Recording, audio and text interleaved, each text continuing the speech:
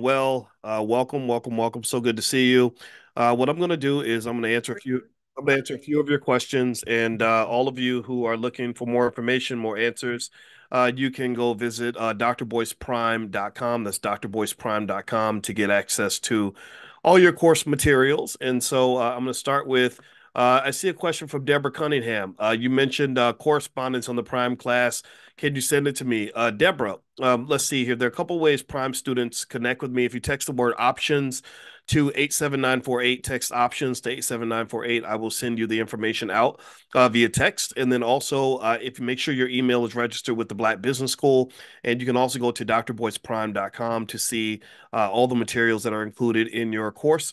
Let's see here. Let's see. Danny Boy says, is it possible to get out of selling covered calls altogether and just keep the stock instead of doing a rollover? Yeah, you can. You can. If you sell options on the stock, basically, if you sell a call option, what you're doing is you're giving someone the right to buy your stock at a certain price on or before a certain date. So if your stock does not get called, if it's not in the money, when it gets called, that means somebody's taking it away from you. If it does not get called, then that pretty much means that it's still your stock. And at that point, because it's your stock, you can really do whatever you want with it. And so ultimately, what I would say to you is you really want to think about what kind of investor you want to be. What kind of investments am I trying to make right now? Am I trying to make investments that are longer term, or am I trying to make investments that are shorter term? Am I trying to seek income, or am I trying to achieve a capital gain? A lot of times in the prime class, the main thing we focus on is income. You guys said you wanted your income to increase. So in the prime class, our number one goal is to talk about ways that you can use the stocks that you own in order to generate income. And if you're still not sure of everything, just number one, if you log in the blackbusinessschool.com, you'll see trainings on the beginning. There's something called Prime 101 that we've done that gives you kind of the basics in the beginning on how to sell stock options. And then also, if you text the word money to 87948, you can get that training, how to make money without working. That kind of explains it to you. But remember this, that when you're talking about selling stock options, that's very, very different from holding stock long term and seeking to get the capital gain. A lot of times you have to make a trade off. You have to make trade offs between time and money. You have to make trade offs between risk and reward. You have to decide what your goal is. So, what I do is I have separate portfolios for different goals. I have my long term portfolio that I don't touch, that's designed for retirement. I have my middle term portfolio that's designed for me to make short term financial moves, maybe in the next 6 to 12 months, that kind of thing, maybe the next couple years. And then I have my income generator portfolio that I use to pay bills. And so that's what we focus on in the Prime program. So if you want to see everything that's included with the Prime program, just go to drboyceprime.com and you can find it there. All right, so let's see. How many stocks do you sell options on weekly? Right now, I have a position in about four different stocks. If you go to drboyceprime.com, look under the Dr. Boyce Moneymakers. Those are the stocks that are there. And I'm actually going to update that list very, very soon for you guys to make sure that you have access to the stocks that are there. The one stock this week, today is February 15th, 2024. One stock that's been going absolutely berserk is Coinbase. Coinbase threw a temper tantrum. I had a lot of FOMO with Coinbase because I sold some calls. I even did some call credit spreads on Coinbase, and I did not think the stock could move that much in that short amount of time. So I didn't lose money. I made money on the stock of the shares that I own, but there is some cleaning up that you have to do whenever a stock moves that much. Coinbase moved big time because Bitcoin is moving big time. Bitcoin, I mentioned to you guys many, many months ago that Bitcoin is I think Bitcoin is a banger. I believe Bitcoin is going to continue to grow. And I wasn't surprised at all to see Coinbase sort of skyrocket the way that it did. The only thing that could really slow down Bitcoin or Coinbase would actually be regulators. Regulators are kind of the thorn in the side of crypto. Outside of the regulators, though, crypto looks really, really good, especially Bitcoin, and Ethereum should be next. Next question is from Errol Semingal. If I buy two Microsoft 6/20/25 405 call options, okay, so I don't know if 405 is your strike price. I'm assuming that's your strike price. Okay, so you're talking about June 20th, 2025. So it's going to be a big time premium on that are currently $2 in the money. So they're in the money by $2. Does that mean that the market value will be 200 times $2 or $400 as soon as I bought to open? No. Option prices have two components. There is what they call the intrinsic value, which is simply which is simply the stock price minus the strike price, and then they have the time value, which is the value of the time that you have for something to happen. So you have the more volatility you have, the higher the time value is, and also the longer time you have until the option expires, the more of a time value that there is, the more of a time premium you're going to pay. So for an option like that, if you're talking about extending out a whole year and a half, which I think is fine. It sounds to me like maybe you're doing a stock replication strategy where you're basically buying an in the money call option. I don't think that's a bad move at all. I think you got to be a little bit careful because there are some who believe that this market is a little bit frothy, that it's going to actually dip. So just be extremely careful when you do that. But anyway, but yeah, so we do a stock replication strategies. If you log in at drboyceprime.com, you can actually take a look at some of the content I've done for you guys on that topic. Lionel says, when will Dr. Boyce share his top option picks? If you log in at drboyceprime.com and go to Dr. Boyce Moneymakers, you'll see what's there. I put the whole moneymaker grid in there in terms of the assets that are generating the most income. And if you can't find the moneymaker grid, just email support at theblackbusinessschool.com. That's support at theblackbusinessschool.com. I'm going to update the moneymaker grid soon. I only do it once every 2 to 3 weeks because there's no point in doing it every single week because the dynamics don't change enough. Now, I do what Dr. Boyce is buying once a week, where I pick the stocks that I think you guys might want to take a look at. But that's something that's renewable every week. Whereas with options, a lot of times the same ones, the same assets will generate your money long term. They just sort of throw temper tantrums though, because these are the ones that generate the most income, which means they sometimes come with the most volatility. Regina Vaughn, what are your thoughts on QYLD? QYLD, I don't remember the name of the company, but I remember I did look it up, Regina. I did not like it. It's not an asset that I would mess around with. I'm not saying you shouldn't do it. This is not investing advice, but I personally would not touch it, to be honest with you. Next question. Kyle Johnson says, I've reached my first 100 shares to do a contract. It was for rent, a bad stock. What are your thoughts on what I should do with the stock in order for me to start selling options? I don't think you can sell options on rent. I saw the price point is very, very low. And so that stock might be one that you might have to just either continue to own and hope that it comes up, or just let it go, sell it, and move into something else. And so remember, when we talk about getting put options to protect your position, you want to really think about risk, unless you're okay with assuming the risk. Just make sure, I can't tell you exactly how to invest or what move to make. I can only tell you to make sure that you understand the dynamics so that you know what you're getting into. Okay. Like, so for example, some of you are doing a lot of credit spreads. Credit spreads are great in terms of cash flow. You can really generate a lot of consistent income with a very small capital base, but credit spreads will screw you if that stock really throws a temper tantrum on you. If that sucker goes crazy, if that pit bull decides to bite the baby, then it's a wrap. You're in big trouble. So you better make sure that you're ready. Like, right. So ultimately, I'm a big believer in conservative investing when it comes to getting the income. The two emotions that I try to avoid in investing are fear and greed. Fear will cause you to sell too early. Fear is the number one reason why most people don't make money in the stock market, because they're so scared and that they don't do anything, so they stay broke. And then greed causes people to go too deep. They go too far. And when you're greedy, you end up being needy. Greedy people get eaten up in this market, so do not be greedy. In fact, right now, this is not a good market to be greedy in. This is a market where you count your blessings and protect your gains. Let me know if you know what I'm talking about. You count your blessings, you protect your gains. You don't want to be in a situation where you are just thinking about the next move up, because some of these stocks are not going to go up. There's a commercial real estate crisis right around the corner. The banks are not as stable as they were a few months ago. There are other indicators that AI perhaps may not be the big cash cow that people think. These stocks are what they call price to perfection, which means that any little glitch in the matrix, any little glitch in future cash flow expectations could cause these stocks to come crashing down. So you really want to be extremely careful if you're messing around with this stuff. Paul Matthews. Okay, let's see here. All right, so if you have a question about the class, Paul, email support at theblackbusinessschool.com, support at theblackbusinessschool.com. They will take good care of you, Paul. So just shoot an email over to them. We have a world-class support team in the Black Business School and 162,000 students. We serve them well, and we'd love to serve you. So just email support at theblackbusinessschool.com. Ashley Gardner, I've seen lots of options on bar chart. However, the ones with the highest premiums were in the money calls. Can I still use the moneymaker stocks you posted? Let's see. Lastly, how do you determine when an option is no longer good to keep selling monthly? Okay, yeah. Well, the stocks that see, here's the thing.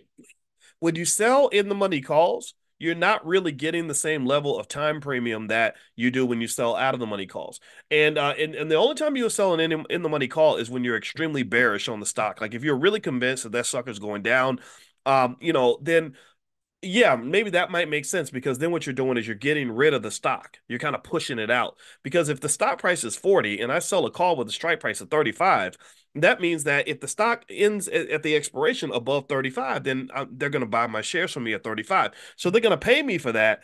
But the only way I would sell that if I want to keep the stock is if I really believe the stock is going to go down. So if you get to the point where you're really bearish on the stock, that's when you might sell an in the money call option, or if you're trying to get rid of the stock. If you're trying to keep the stock, then I believe it's better to sell out of the money, not invest in advice. Is just what I do.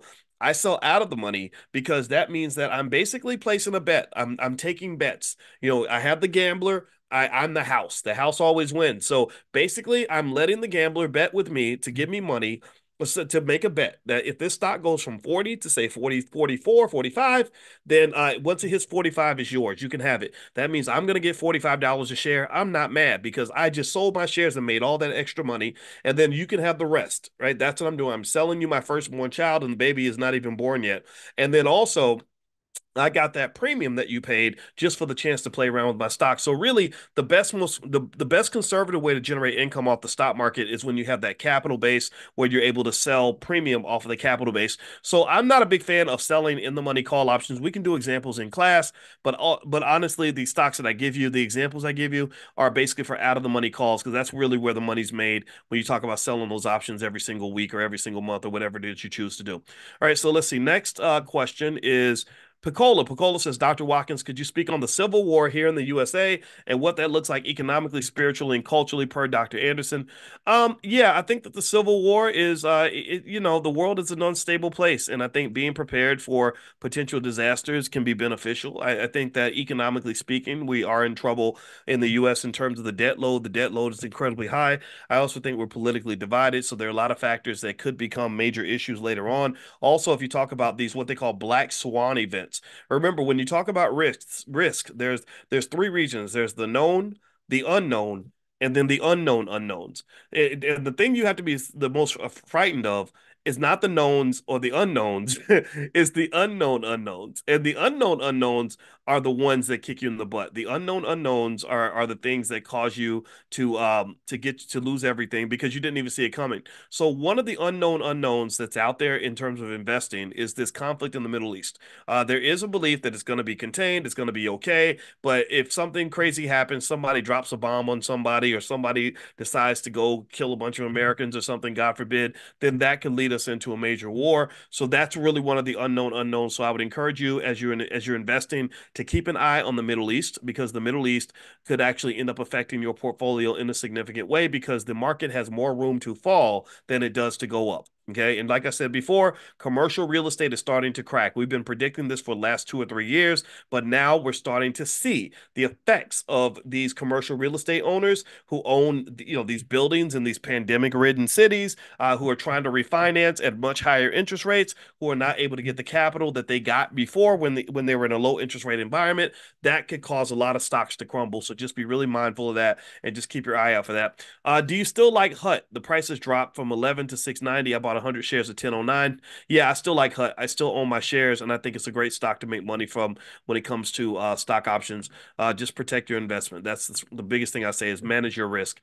Let's see. What do you think about LGVN? Naomi's asking LGVN, TENX, and AMD. The only stock out of those three that I like is AMD because AMD is a great AI play.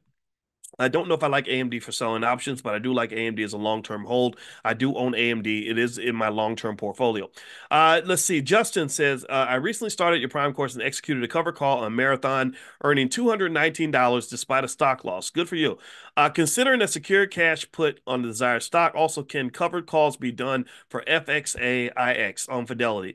I did look up FXA. I did see FXAIX, but I didn't get the sense that that would be an easy asset to do covered calls on. I just didn't see that.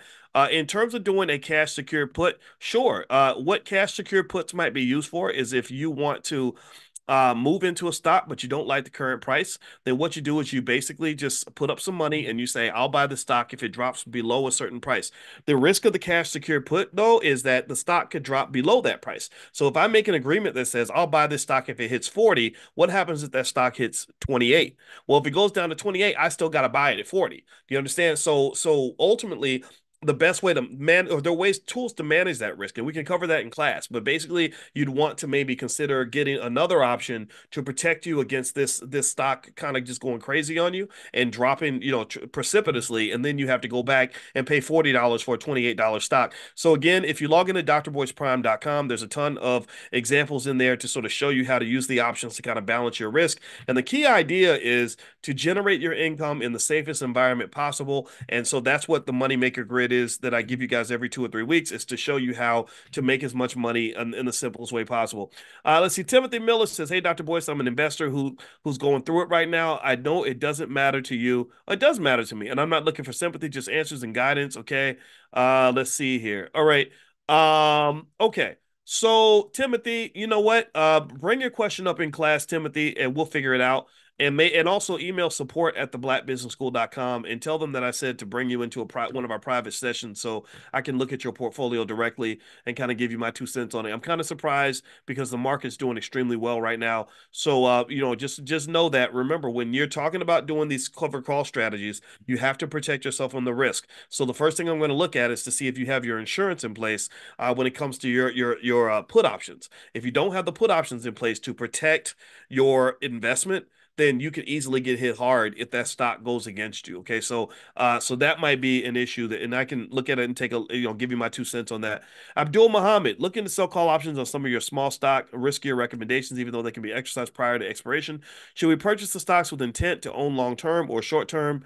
Um, well, if you do cover calls, you're purchasing the stock with the intent to generate income from the stock, but you don't have to do that. I mean, you could just own it outright and just sit on it and wait for it to grow and get your wealth through capital gains. That's harder to do. It's like watching grass grow. You're hoping that the stock goes up so you can make money, but that's what some people do. I like covered calls because you can generate income by selling a little bit of the upside so you can have money in your pocket right now. So if you have a stock that's at 40 and you think it could go up as high as 41, 42, 43, up to 50 or whatever, then you can sell everything above 45 and have money in your pocket right now that you can use to pay your bills or whatever, but you still have the upside. You still win if the stock goes up. Do you understand? So ultimately, the amount to which you want to win if the stock goes up or the amount of upside you want to hold on to is determined by how you're feeling. If you really need a lot of cash, then you might have to sell a little more upside or sell a little more time, right? Those are two things you end up selling when you sell cover calls. You're selling time or you're selling potential. That's it. You're selling either the time that you have for the option to expire, or you're selling the potential for this thing to end up in the money.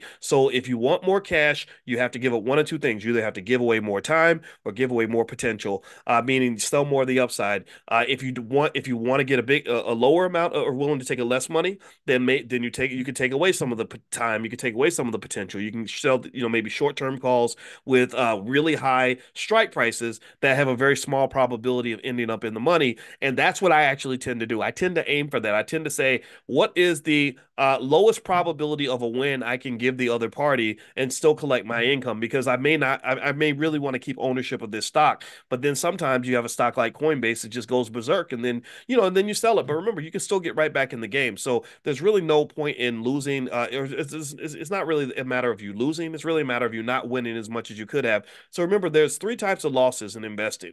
And this is what I'm going to say, and then we're going to be done. There's three types of losses. There's a realized loss. That's real cash that you actually lose.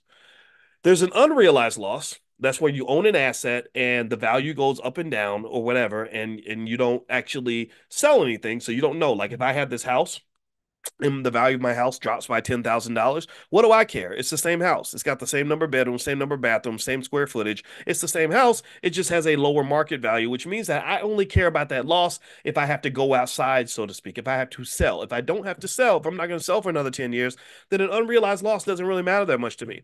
And then there is the third type of loss, which isn't discussed as much, and that's what they call the opportunity cost. Opportunity cost is where FOMO comes in. That's where you sold off some of the upside and you saw the stock take off like a rocket and you're kind of mad because that's money that you could have made. So a lot of times with investing, you'd be amazed how much options investing is connected to your feelings. One of the things I talk about when we discuss risk management, I'm really big on risk management. This was one of the things I studied extensively when I was working on my doctorate. I worked under a guy named Renee Stoltz, who's one of the greatest risk management experts on the planet. Is I just ask you, what are you afraid of? When you make your investment, what are you afraid of? What scares you? Everybody has something that maybe they're afraid of, something they're concerned about.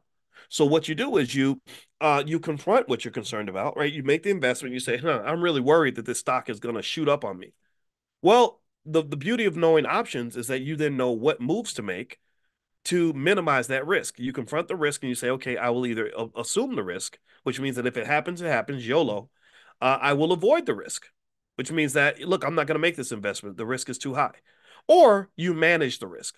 Do you follow what I'm saying? You can do one of those three things when it comes to risk. When you figure out what you're afraid of, there's those three things you can do. You can either absorb it, avoid it, or you can manage it. Use assets, use tools, and managing risk usually costs money. Insurance usually costs money. There's no such thing as free insurance because somebody else is taking on that risk for you. So, in order for me to hand that risk over like a hot potato, I have to be in a situation where I've given them money to take on this risk that I don't want to confront myself. You understand? So most risks can be managed. The question is, how much are you willing to spend to manage that risk? There's no such thing as a free lunch. And so ultimately, what I would encourage you to do is just think about that. So if you're sitting there and you're thinking, "Gosh, I'm really worried that this stock is going to collapse on me," well, there's tools to minimize that probability. There's tools where you can give yourself a floor where you'll never lose more than a certain amount of money. You can cap your losses, but it's going to cost you money to do that. So you always have to kind of understand that trade-off. If you want more income, typically you have to take on a little more risk, or maybe you got to give up a little more time. If you're willing to take less income, you can minimize your risk. So what I tend to do is I find that nice middle ground, or sometimes I actually lean in the direction of minimizing my risk and even minimizing my income. But it's really a personal decision, and that's why you want to understand all the different tools that are available, so you can make the decision that works best for you. So if you ask me, if you ask me what strategy should I follow, how should I invest? I can answer that question as well as I can answer a question where if you were to ask me what clothes should I wear tomorrow, I can't tell you what clothes to wear. I can't. But I can tell you what style, types of clothes might be in style in different seasons. I can tell you what kinds of clothes you might want to wear to the office versus what you might wear to the beach. I can tell you what types of clothes look good on a big person versus a small person. I can tell you what a man might wear versus a woman. What different types of clothes, what types of signal different clothes send, right? A sexy outfit versus a professional outfit, right? I could tell you that, and then once you figure out who you are, then you get to pick the outfit that works for you. Do you understand? So investing is the same way. There is no one size fits all. It's all about understanding the tools and understanding yourself, and that's how you invest. So a lot of people act like investing shouldn't be emotional. That's BS. Investing is very emotional because my wife, who runs our Black Financial Therapy department in the Black Business School, where we work with the best therapists on earth to identify the psychological barriers that come with building Black wealth, she has done entire workbooks, which you can find at drboycebooks.com, by the way. She's done entire workbooks on financial anxiety. She sees clients. She's seeing clients right now in the other room. Our office space is downstairs in the basement. She's right in the other room right now talking to a client who's dealing with a relationship problem that links to financial anxiety. So financial anxiety is a very real thing, and being able to manage that effectively is what allows you to be an effective investor. One of the biggest things I would say to anybody who's thinking about investing is stop letting fear get in your way. If you live based on fear, then you're going to lose. Scared money doesn't make money. That's just the way investing works. But you also don't want to be crazy money either. So you want to have that nice balance that'll get you where you want to get to. Okay, guys. So anyway, I'm going to hit on out a couple things. Number one, drboyceprime.com is where you can go to find out all the information that's in the class, all the beginning stuff and everything that's available with your membership. We're going to have a meeting next week. We're going to do a Prime 101 next Tuesday night. We're doing a beginners training. So if you text the word options to 87948, I'll send you a link where you can join us in that beginners training, and come hang out with us there. And then also, last but not least, we're going to do a stock option summit in Los Angeles. So if you want to meet in person, and what I'm going to do during the stock option summit is I'm literally going to show you all the option strategies from calls and puts to strangles, straddles, butterflies, iron condors, selling options, stock replication strategies, credit spreads. We're going to cover all that over 2 days, and you're going to have a blast. But there's only 100 seats, so we're going to sell out. We're going to sell out very quickly. We always do for events like that. So I'll send you guys a text when we let you guys know when that's going to happen. So if you text the word options to 87948, I can send it to you. And that's it. That's my spiel for today. So have a good day, everybody.